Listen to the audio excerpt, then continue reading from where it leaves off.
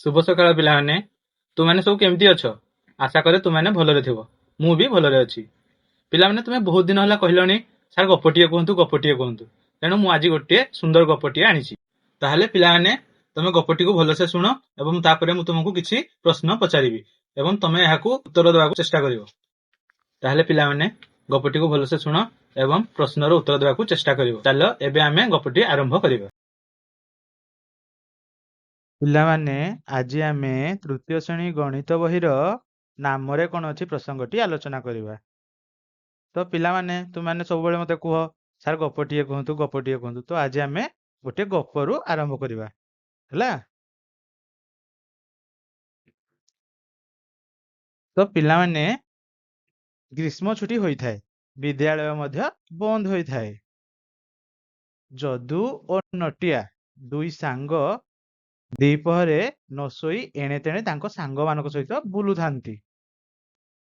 ହଠାତ୍ ନଟିଆର ନଜର ପଡ଼ିଲା ନିଧି ବୁଢ଼ାର ଆମ୍ବ ଗଛ ଉପରେ।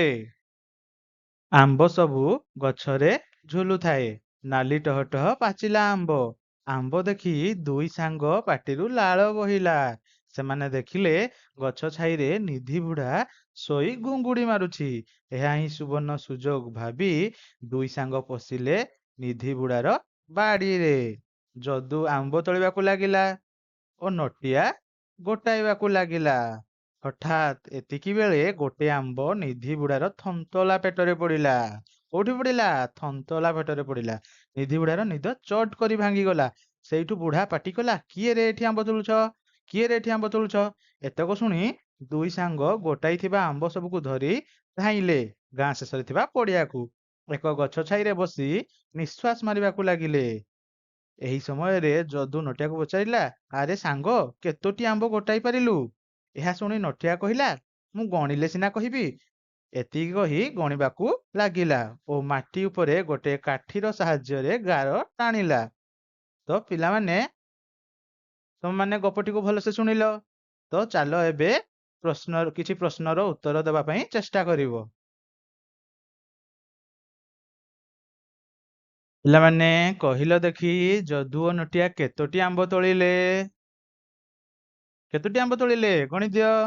କେତୋଟି ଆମ୍ବ ଅଛି ଝୁଡ଼ିରେ? 1 2 3 4 5 6 7 8। କେତେ ଲେଖିଛ? କେତୋଟି ଆମ୍ବ ତୋଳିଲେ? 8। ହଉ, ଠିକ ଉତ୍ତରଟି ମଧ୍ୟ 8। ଫୁଲରେ କେତୋଟି ପାଖୁଡ଼ା ଅଛି? ଫୁଲ କାହିଁ ପିଲାମାନେ? ଇଏ ହେଲା ଆମ ଫୁଲ। ଫୁଲରେ କେତୋଟି ପାଖୁଡ଼ା ଅଛି ତମେ କହିବ ହେଲା। ତ ଚିତ୍ରଟି ଦେଖିଲ, ଇଏ ହେଲା ଗୋଟେ ଫୁଲର ଚିତ୍ର। ଏଠି କେତୋଟି ପାଖୁଡ଼ା ଅଛି? 12ଟି, ନାଇଁ? ହଉ, ଠିକ ଉତ୍ତର ହେଲା 12। ଠିକ ଗଣିଦେଲ ଭଲସେ ଆଉ ଥରେ। 1 2 3 4 5 6 7 8 9 10 11 12। ହଉ, ଏ ଫୁଲର ଚିତ୍ରରେ 12ଟି ପାଖୁଡ଼ା ଅଛି।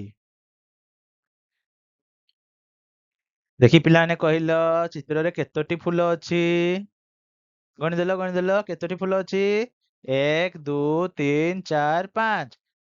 5ଟି ଫୁଲ ପ୍ରଥମ ଚିତ୍ରରେ, ସେଇଭଳି ଦ୍ୱିତୀୟ ଚିତ୍ରରେ 5ଟି ଫୁଲ, ତୃତୀୟ ଚିତ୍ରରେ ମଧ୍ୟ 5ଟି ଫୁଲ, ଚତୁର୍ଥ ଚିତ୍ରରେ ମଧ୍ୟ 5ଟି ଫୁଲ। କେତେ ଲେଖିଛ? ଚିତ୍ରରେ କେତୋଟି ଫୁଲ ଅଛି? ସର୍ବମୋଟ କେତୋଟି ଫୁଲ ଅଛି? 20। ଓହୋ, ଦେଖି ଉତ୍ତରଟି ମଧ୍ୟ 20। ଠିକ ଉତ୍ତରଟି 20 ହେଲା। ଭଲ ପିଲା ସମସ୍ତେ।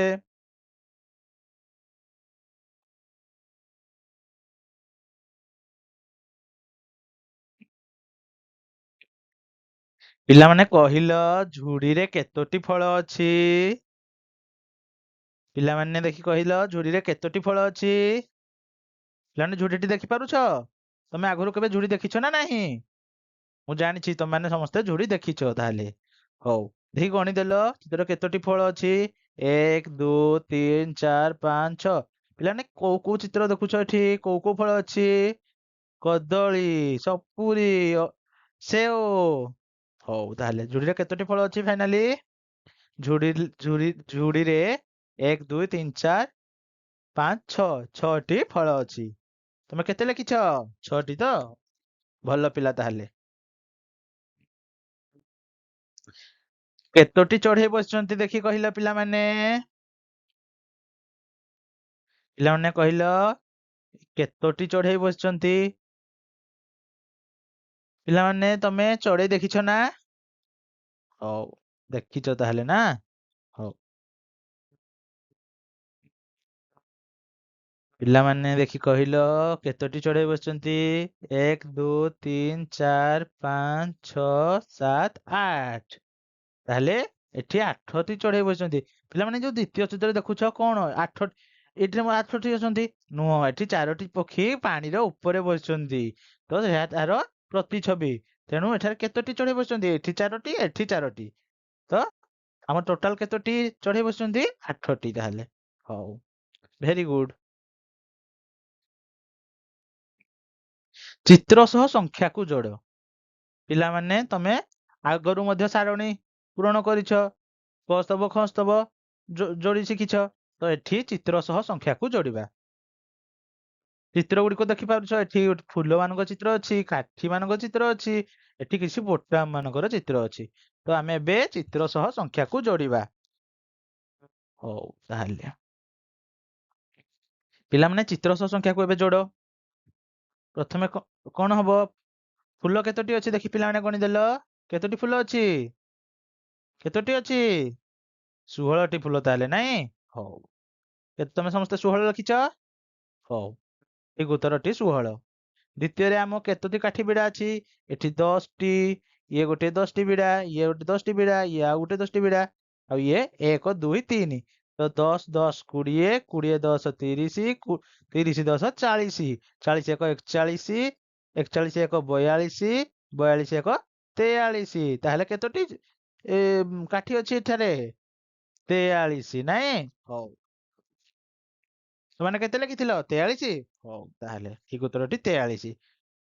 ପିଲାମାନେ ତାପରେ ଯୋଉ ଚିତ୍ରଟି ଅଛି ଆମର କଣ? ବୋଟମ ମାନଙ୍କର ଚିତ୍ର। ତ କେତୋଟି ବୋଟାମ ଅଛି? ଏଠାରେ ବିଭିନ୍ନ ପ୍ରକାର ବୋଟାମ ଅଛି। ନାଲି, ନୀଳ, ଶାଗୁଆ, ହଳଦିଆ, ବହୁତ ପ୍ରକାର ବାଇଗଣୀ କଲର ବି ଅଛି।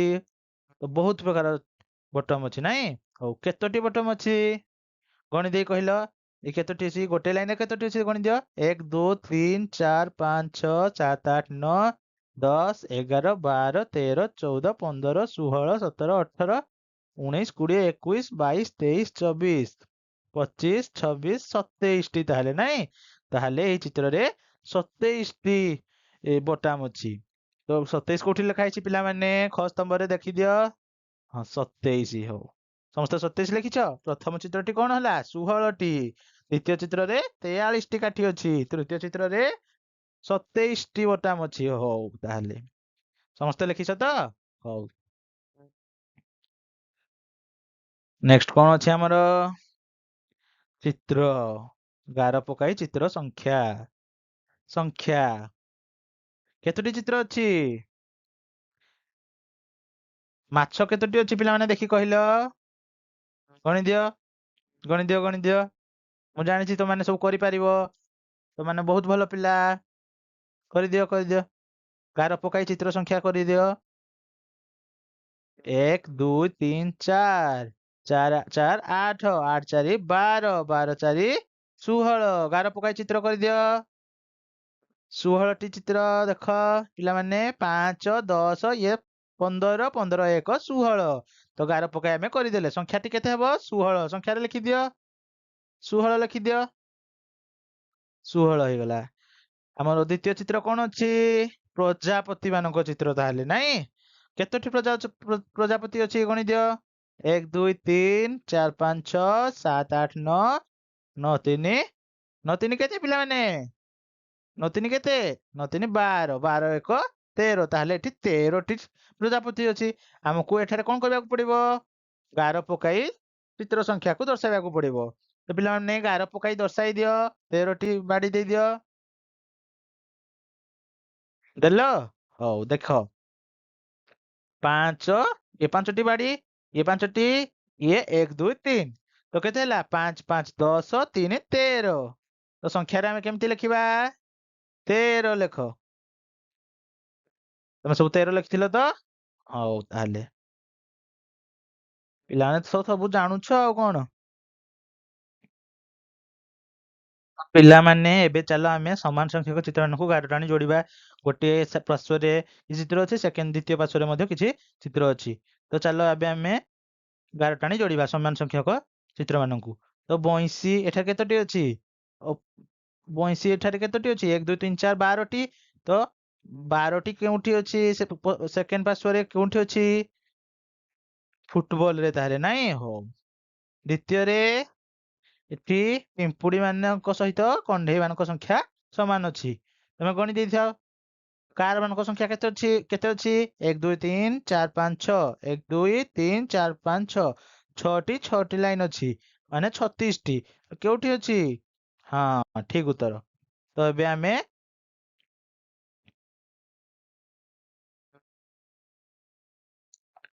କିଛି ଇଣ୍ଟରେଷ୍ଟିଂ କରିବା। ତ ପିଲାମାନେ ଏଠାରେ କେତୋଟି ପକ୍ଷୀ ଉଡୁଛନ୍ତି କହିପାରିବ? 3ଟି। ଓହୋ, ତାହେଲେ ଏଠାରେ 3ଟି ପକ୍ଷୀ ଉଡୁଛନ୍ତି। ତୁମମାନଙ୍କୁ ପକ୍ଷୀ ଗୁଡିକ ଭଲ ଲାଗିଲା? ଭଲ ଲାଗିଲା? ହଉ, 3ଟି ପକ୍ଷୀ ଉଡୁଛନ୍ତି। ତ ପିଲାମାନେ ଏଠି ତମେ କେତୋଟି ସିଂହର ଚିତ୍ର ଦେଖୁଛ? ଏଠାରେ କେତୋଟି ସିଂହ ଅଛନ୍ତି ଗଣି ଦିଅ।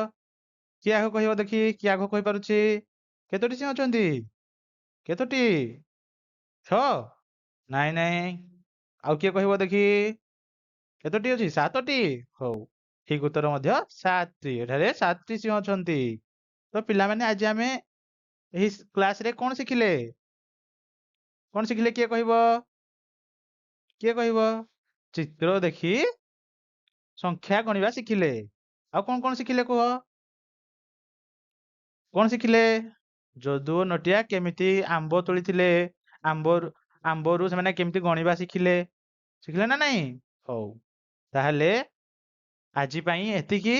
ଆମେ ପୁଣି ପରବର୍ତ୍ତୀ କ୍ଲାସରେ ଆଗକୁ ପଢିବା। ତ ପିଲାମାନେ ସମସ୍ତେ ମନ ଦେଇ ଶୁଣିଥିବାରୁ ଓ ବୁଝିଥିବାରୁ ସମସ୍ତଙ୍କୁ ଧନ୍ୟବାଦ। ଖୁସିରେ ଶିଖିବା ସମସ୍ତଙ୍କର ଅଧିକାର। ନମସ୍କାର।